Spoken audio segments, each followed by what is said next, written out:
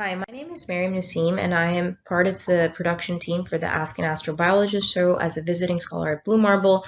So this is a monthly live stream show where we bring on an astrobiologist scientist to talk about their professional journey, their research, and engage in a Q&A with the audience. And today we're presenting the guest demographics, and we encourage your feedback on how to improve this show. So in terms of demographics, looking at YouTube episodes, we've had around over 40 episodes, and most of the guests were from academia. When we look at just NASA affiliation, most of them are from government. Looking at external affiliation, again, most of them are from academia.